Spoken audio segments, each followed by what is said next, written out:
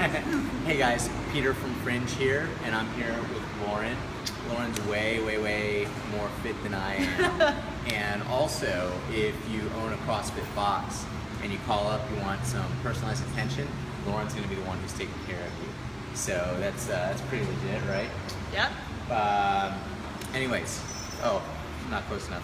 So what I want to talk about today is dumbbells. Now, dumbbells are not a very sexy part of the gym, but they're important for a lot of different styles of training. So I brought Lauren along with me so that she could talk a little bit about how she uses dumbbells in her training. And I wanted to mention to you, I just grabbed her out of her chair. I gave her zero warning, and it's like, you're gonna be on camera. And she's like, I'm gonna be holding the camera? And I said, no. So, please forgive her, but I know that she's gonna be fantastic. And by the way, Susie, how many people we have watching right now? 3 people watching? Give us some comments. Susie's holding the camera. 4 people, wow! Susie's holding the camera, and she can see when you guys have comments.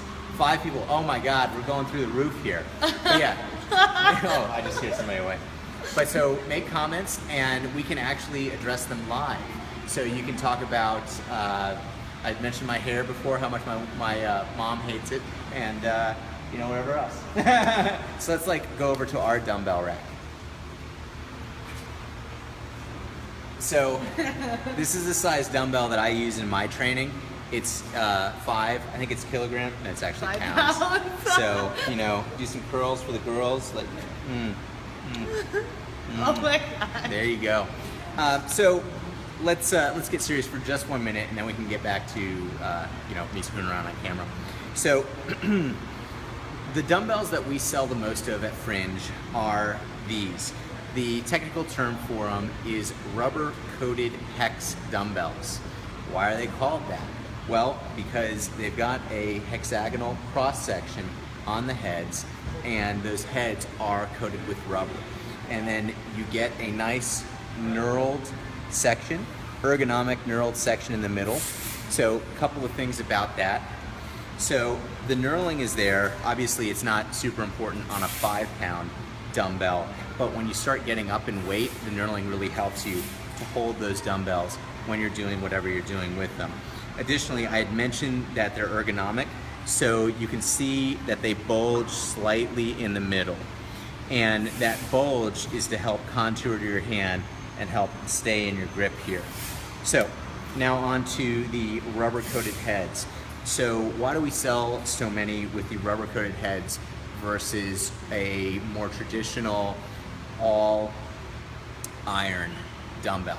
And the reason for that is that the rubber-coated heads give you a little bit of, safety margin, let's say. So a lot of times you'll see people in a CrossFit workout floor snatching.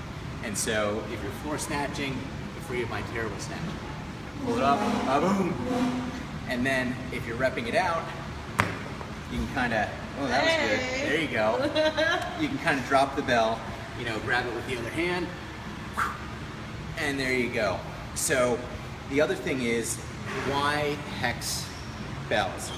And the hex bell is really a holdover, the hex head is really a holdover from a lot of the Globo Gym days, where in the Globo gyms, they don't want their dumbbells running away. So when somebody's, pumping iron and getting their bro sesh on, and drops the bell on the ground, the hex of the head is gonna keep that bell from rolling very far. So, again, rubber-coated hex dumbbell, you've got a knurled, ergonomic, chrome finished handle, and then you've got rubber around the edges.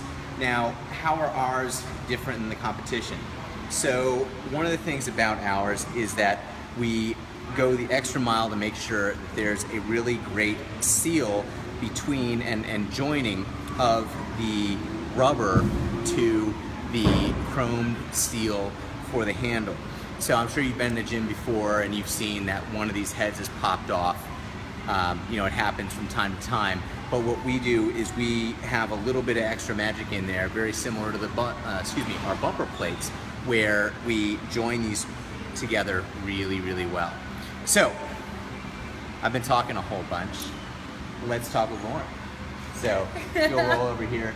So Lauren, how do you use these dumbbells in your training? I use them for dumbbell snatches, pretty much. Sometimes I'll do curls with it, but mostly for dumbbell snatches. I do notice with our brand, a lot of people, when they tend to, lift off the ground, they just kind of drop it and the thing goes flying. Ours doesn't. It just kind of stays right in place. It doesn't go bouncing everywhere. So that's one thing that I noticed with ours that I really like. I wouldn't be afraid to drop it and then be afraid to hit someone next to me. I don't feel like they really bounce a whole lot, so they're not going to go flying. That's what I noticed with ours that I really like. So. Awesome. So I didn't Yeah, forgot they're to very mention that. durable, very sturdy. I'm not afraid that the head's going to come off, like Peter said. So you had talked about doing floor snatches with them. So why would you do a snatch with a dumbbell instead of doing a snatch with a kettlebell? For a lot of reasons. For me particularly, I have small wrists, I have wrist issues, so with the dumbbell, I can just bring it overhead. With the kettlebell, it kind of hits the back of my wrist, kind of flip it over, and the bell hits you right on the wrist. A lot of people don't like that don't like snatching with a kettlebell for that reason, because it kind of it hurts them. It hurts the back of their wrist. It puts them in a position that they don't feel comfortable with, and it's just a lot easier to bring it overhead than to flip it over. The turnover can be rough sometimes with people, especially newer athletes. They tend to stay away from the kettlebell when snatching with a dumbbell or kettlebell. Another reason would be, they're just a little bit newer. Messing with a kettlebell is just maybe a little too much for them. It's easier with a dumbbell. Yeah, and that's something actually that's really good to keep in mind. Even when you have new trainees and they see a dumbbell, they've seen a dumbbell before. They're Not as familiar. scary. Yeah, exactly. It's not really a scary thing. Now, should you really be afraid of a kettlebell? Probably not. But the reality is that a lot of people, especially new trainees, they do get intimidated by a kettlebell or even by barbells or by bumper plates. And a dumbbell is a good way to ease people into some of these movements that they may not be familiar with. Now, you had mentioned dumbbell snatching. Do you ever do like farmer's walks with dumbbells? Do you incorporate those? I do. in your I training? have here before. Yeah, I like it. It's a lot easier again because Peter mentioned the knurling on here. Especially if I'm doing heavy, like 70-pound dumbbell walks or farmer's carry or lunges. I'm more likely gonna be able to grip that longer than I am with a kettlebell because of the knurling. It keeps my hand in place. And I just am able to hold on to it a little bit longer with that knurling. So I have used ours before to do like dumbbell walking lunges, and I can hold on to them a little bit longer. Also, especially with dumbbell walking lunges, I like using these instead of kettlebells for the reason being that the kettlebells kind of, when I'm lunging, they're not moving all over the place and knocking the side of my legs like the kettlebells normally do. Kind of just stay right there. Kettlebells move around a little bit too much. So that's another reason I like using dumbbells as well. Awesome. So the gym where I do a lot of my training at, they say that if you have, let's say, a 54-pound or 55-pound kettlebell, and then you have a 55-pound dumbbell, and you're doing a farmer's walk, they claim that it's easier to do with a kettlebell than with a dumbbell, and something about the way it's weighted. I've played around with it a little bit, but I've not really ever been like, okay, 55-pound dumbbell on one hand, 54-pound kettlebell on the other hand. Have you ever put them kind of head-to-head, other than the kind of like knee knocking? No, I've never issue? tried like just one in each hand. Okay. Never tried it. How many viewers we have now? All right. Hey. Anybody have any questions? Like, we're gonna keep going until I get some questions. So, awesome. So we've already talked about snatching with the dumbbell, which of course in a lot of different throwdowns and even in the CrossFit Games, we've seen that be a movement is prescribed. Am I getting the call? Yeah, Just I hang just up on declined. it. Thanks. See, we're going up on live. Like anything could happen. So, well, nothing exciting happened after that. So, what?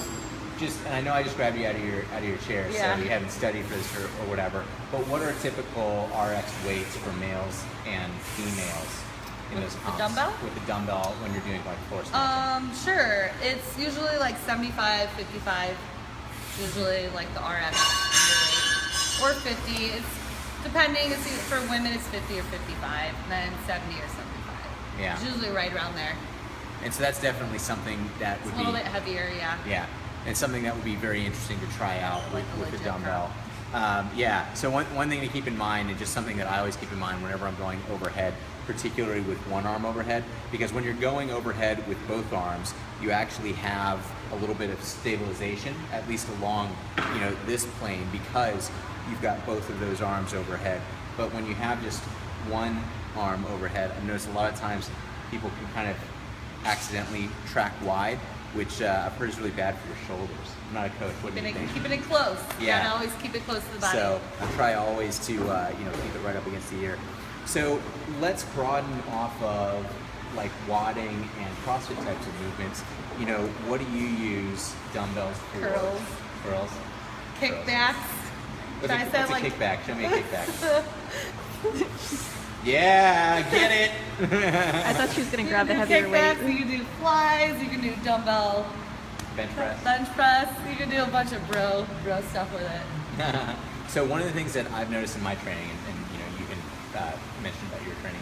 So for a while, I had moved away from a lot of the bro movements in my training, and had done a lot of like functional fitness or CrossFit or what have you type movements in my training.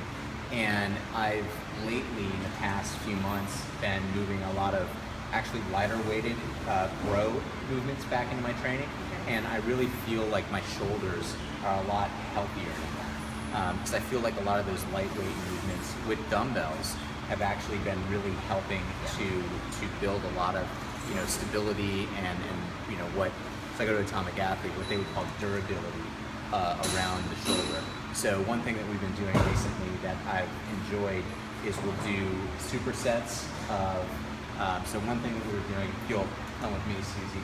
Also helps a lot of the smaller muscles in the shoulder stabilization over using the barbell.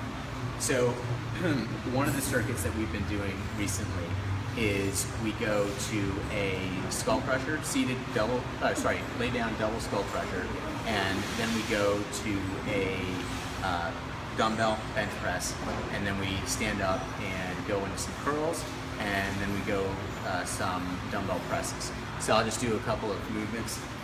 So you're gonna get your skull crusher, which is kind of like a tricep kickback, just lying down. Then you're gonna go to bench press. Then you're gonna stand it up. And you get some of those curls for the girls. And then you're gonna go do some overhead pressing. And so when I do this, I usually am using about 30 pounds. These are 10-pound dumbbells for right now, but I usually use about 30-pound dumbbells and do about 8 reps of each, and then rest about 30 seconds and then get back to it. And that's what I mentioned about kind of some lighter weights, but building up some durability. And I feel like it's been really healthy for me. So let's talk about dumbbells again. For those who perhaps weren't with us at the start. You got any comments, Susie? Give us some comments. Come on, ask something, anything. Why am I wearing glasses in this video? Because there's a reason that I'm wearing sunglasses, where I don't normally wear glasses in the video. But I'm not going to tell you unless somebody asks. So back to talking about our dumbbells. Rubber-coated hex dumbbells. So called hex dumbbells because you've got a hexagonal cross-section of the ends. You've got rubber coating on these bells, so when you drop them, there's going to be a little give, a little bounce, and unless your toe is underneath it when you drop it, it's not going to break whatever it lands on. So you've got a knurled ergonomic handle, so makes those curls really easy to do, really easy to grab that bell. And then you've got a high density, low bounce rubber end cap, what do I call it? Whatever. Sounds about right. That we do a little bit of our magic in there, very similar to what we do with the bumper plates, so that you don't get disconnection of the end piece from the actual handle. So that's what I got on dumbbells. Lauren, you got anything else to add? They're on sale. Oh yeah, that's the most important thing. So they're on sale. I think sets are up to 35% off. Is that right? Susie, who's behind the camera, is nodding her head. I don't really know. But, excuse me. I don't really know. I think they're around. I think single pairs, that is to say, of dumbbells, around 15 to 17% off right now, this week only. Which we only have a few more days left. The sale ends on Monday, and then sets are up to 35% off. Is that what I said before? Awesome. So that's what I got on dumbbells. And thanks, Lauren. Thank you. I know I grabbed you out of your seat and told you to get on camera, but you did great. Thank you. So it's been Peter and Lauren talking dumbbells.